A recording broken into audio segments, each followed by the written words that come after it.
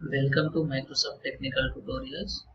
Today we are going to see how to separate out different parts of an object name in SQL Server. So here I have taken example of 4-part object name.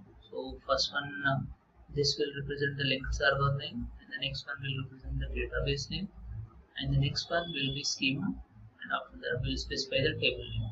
So SQL Server is providing us a function ParseName which will allow us to get the different parts of an object name. So now we will see how to do that. I am declaring one variable example. To that I am giving a value which is 4-part naming of an object name.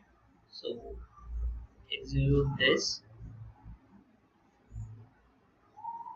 Here you got, for the first time I am selecting ParseName of example comma 1. So it will give first part of your object. So first part of your object is table name, and the next one if you select 2, it will give you the schema name. Third one it will give you database name. Fourth one it will give you linked server name. Apart from that, if you are specifying anything apart from 1, 2, 3, 4, then it will give you null value. So here I have selected 10, that's why it is giving null value. Now I will change it to 5. We will see how it will show you. If you see over here, it is given null value if you are specifying more than 4. In the same way, we can use it for other purposes also. For example, if you have a full name and if you want to get the first name and last name out of that, you can use ParseName function. In order to do that, first you have to replace the space with the dot, because ParseName function will identify the parts of an object. So every object will be separated by dots. So if it is separated by dot, then only it will consider it as 2 separate words, otherwise it will consider everything as a single word. So this you can understand by seeing this example. For example, here if you see, I am declaring the IP address by using commas in between them.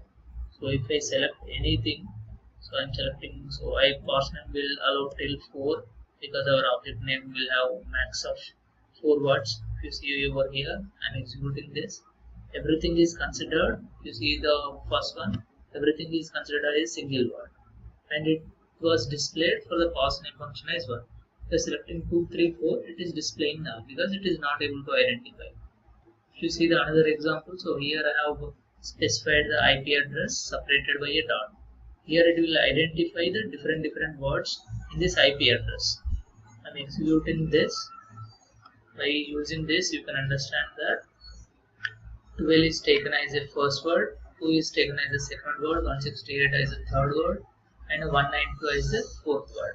So basically this function was designed for specifying in order to identify the words of an object name. That is the reason it should be separated by dots. Then only you will be able to use. So if you want to use this ParseName function in order to identify any words apart from the object name, those should be separated by dots. That's why here, in case of full name, I am separating it by dots by using the replace function. First, I am replacing the space with the dot, and then I am using that replace function inside the ParseName. So it will replace it with Anil space Kumar with Anil.Kumar. Then it will identify Anil as the last name and Kumar as the first name. Just I am executing this. Here if you see, I am replacing this as Anil.Kumar. First word will be Kumar, second word will be Nan.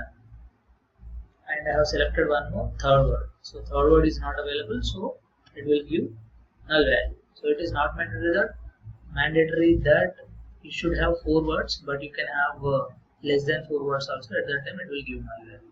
And if you are specifying any value apart from 1, 2, 3, 4 inside the ParseName, it will give null value.